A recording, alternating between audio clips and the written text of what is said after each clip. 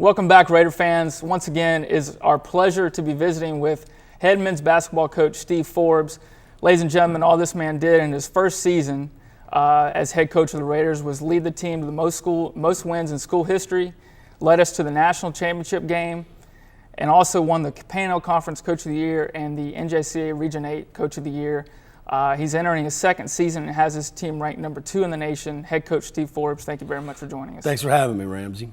Coach, obviously we've got a lot to talk about. Certainly, last time we visited was when you got the job, and a lot's happened since then. But let's talk a little bit about, of course, you're coming off a tremendous season last year, and lo and behold, the preseason rankings come out, and you're already number 2, right back where we ended the season.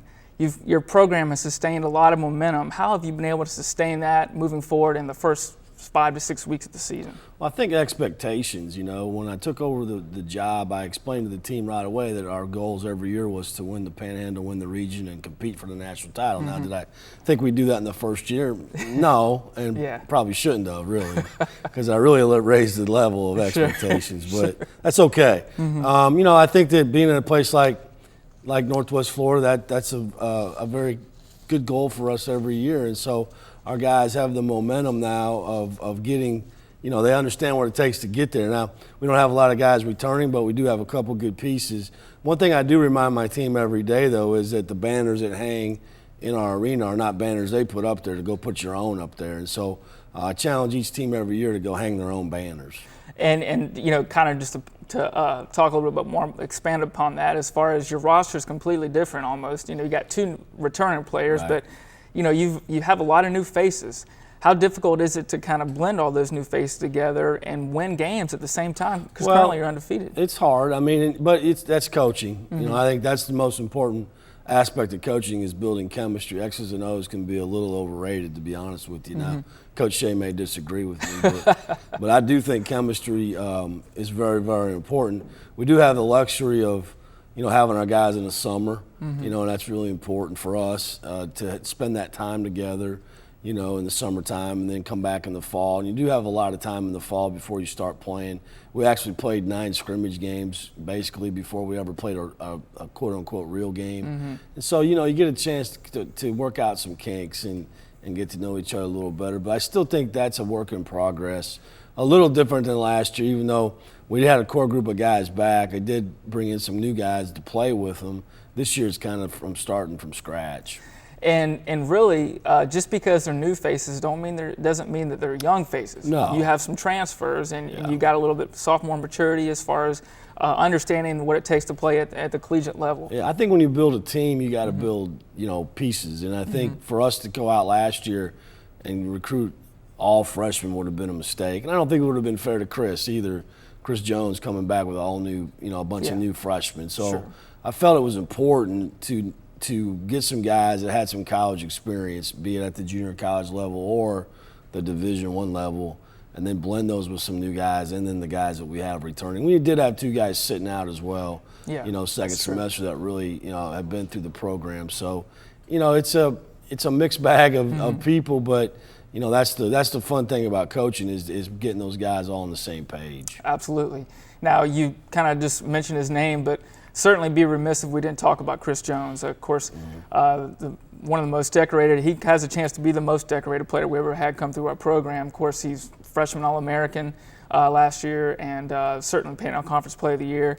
He's picked up right where he's left off. Just talk about, you've been around a lot of good players, Coach, in your time. Talk about where he ranks among them and how special Chris Jones is. I don't like to, because they still got some season left, obviously, with him. But, this is my 25th year coaching, and he's as talented young man as I've ever coached. And I've coached some pretty good players throughout the years, some McDonald's All-Americans, some guys who played in the NBA, some lottery picks. I think Chris is on that level. What makes him different than most is his competitiveness, which I'm sure you've seen many times. His talent is really good, but his competitiveness puts him over the top. And last year he was first-team All-American. He was freshman of the year in the league. I think he was the first-team All-American in the history of our school, which has had obviously some great players play here. Sure. So he's already been the National Junior College Player of the Week twice. And twice in Florida. And so. He's off to a good start. I don't know I think he's averaging about 26, 27 points a game, and Maybe scoring a little bit more than what I probably want him to, but Sure. he just has to, that's just part of what it is right now. But if you're going to start a team, that's a pretty darn good place to start. Absolutely, and of course he's committed to Louisville and obviously signed with Louisville, so I'm sure Coach Pitino's excited to have him on board. He is, and Yeah. sometimes I don't know how, maybe they don't realize how good a player he is yet. They'll find out when they get him. Absolutely. Yeah. And of course, we won't talk a lot about it, but just I felt like definitely needs to be mentioned the fact that we had he had a 75-foot game winner, down by 2, shot it inside the 3-point line on the other side, and made it nothing but net to beat us, to lift us to victory over the league. Obviously, a very exciting moment. I like to think that we practice that every day. Yeah, right. But we don't. Now, your team, like I just kind of alluded to, has been in some close games so far this season. If you're coming out in the non-conference and beating people by 30, 35, it's obviously a good sign, but it may not be good to battle test your team as you go into conference season. How do you feel that's prepared for you? One thing about it, too, unlike last year, we weren't the hunted team. We were the team that people didn't really know much about, new coach, new players, guys that hadn't made the region tournament last year. So, we were kind of coming from nowhere. This year, obviously, being what we finished the season and then where we were ranked, we're getting everybody's best shot, and that's okay. I understand that. We prepare our guys for that. I'm happy that we're 9-0. Sometimes I think winning could cover up your inadequacy sometimes, and I'm real cautious of that. I haven't been real pleased in some of our performances, but yet we've shown resiliency to win those games. Yeah. At Georgia Perimeter, we won in double overtime, which a year ago we barely won by 1 point up there. The league game, that was the most incredible shot I maybe ever will see, and from a guy that, quite frankly, expected to make it. And that's why he made it. It wasn't it was a lucky shot, yes, but the guy really believed he was going to make it. And so, we've played some good teams. We're going to have a really tough finish here. We play FJCC on Saturday, and then we play Palm Beach on Sunday, and they're undefeated. And then when Jones County, Mississippi next Friday is undefeated too. And so we're going to see where we're at right here before we go home. Absolutely. And then, of course, you come back and you got Shelton State at home on the 2nd right before we get to conference season, which we'll talk about in just a minute. Yeah. You've got a little bit more length this season compared to last year. Is that something that you actively seeked out when you were recruiting, and how has that played a factor in your? Well, I've always kind of believed I like to recruit tall guys that can shoot and then coach them how to play defense. It is a different defensive team for me this year, though, for our team. Last year's team was quick and small. We could get out in pressure. This year's team's a little bit taller and longer.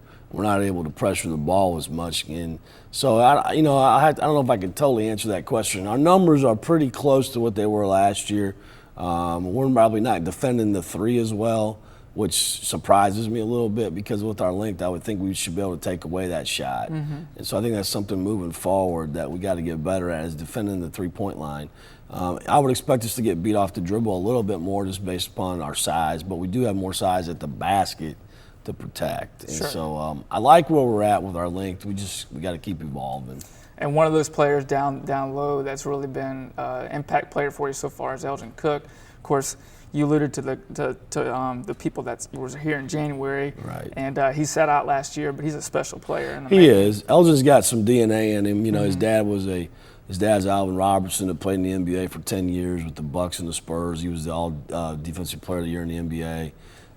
So he comes from a good basketball family. He signed with Iowa State out of high school. He's going to be one of the more highly recruited kids in the country this year.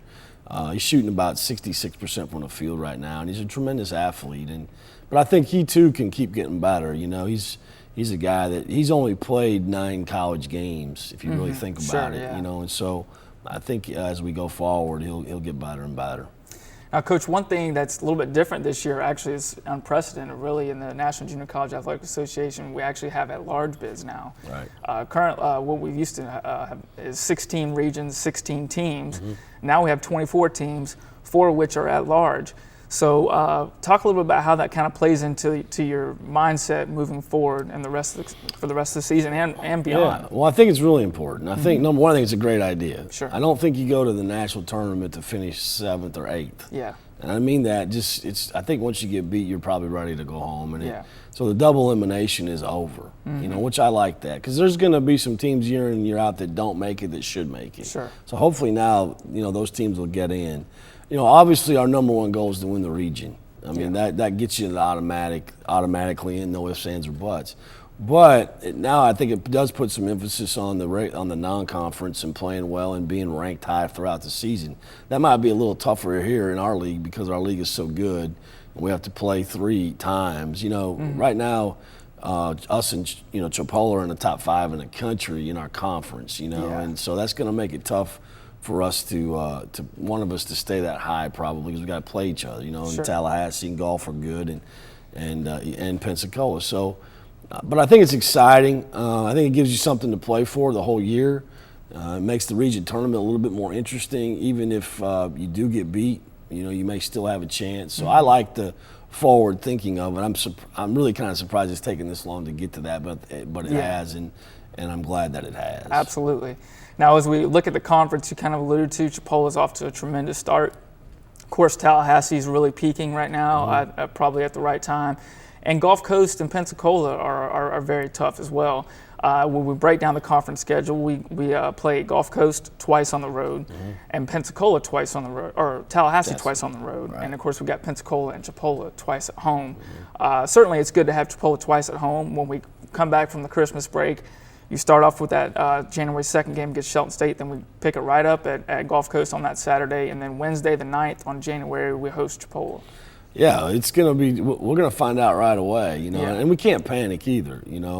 Obviously we want to win every game. Last year we went 11-1, and I'd like to do that again. Now, if it doesn't go that way, then we got to grind it out. And we're going to be tested early because I think I really think golf's pretty good. Yeah, and I think they have a lot of guys back. Tough place to play. They've been around, and then Chipola's going to come in here and have a lot of hype behind them, and they're going to want to come in here and win, especially since we beat them 3 times last year, and so those will be hot, toughly contested games. But before we play Shelton, we still have the 2 games down at Gulf Coast to get ready. We'll have 3 games under our belt coming back. I like that, and so we'll see.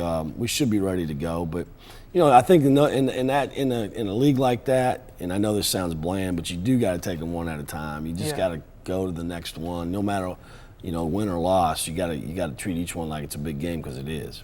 And I think our fans certainly are starting to appreciate what was last year. But this is this year. This is a new team. And it may not be the same. Like you said, it may not be 11-1, but still the ultimate goal is to get to where we want to go. Oh, no question. Yeah. And I have to be careful of that as a coach. Sure. And your dad's reminded me of that a few times, that can't compare last year to this year, especially last year's team when you're thinking about them is in March. Sure. Not last year's team just wasn't like this, They weren't in March form in January, December, November, and so you never know. This team will hopefully keep evolving. Well, that's what I've seen. That's what is encouraging to us is the fact that they're getting better every week, and that's great, Coach. So I'm sorry we got to wrap up, but certainly, Coach, thank you very much for joining us. It's worth the price of admission, folks, to watch this team in action. They're very exciting. And certainly have lofty goals and aspire to attain those goals. So, Coach, best of luck this season. Thank you. Thanks for having me. Well, that wraps up our winter edition of the Raider Sports Beat. And once again, we encourage you to visit our website at nwfraiders.org to check out all the schedules and latest news and highlights. Thank you and have a good night.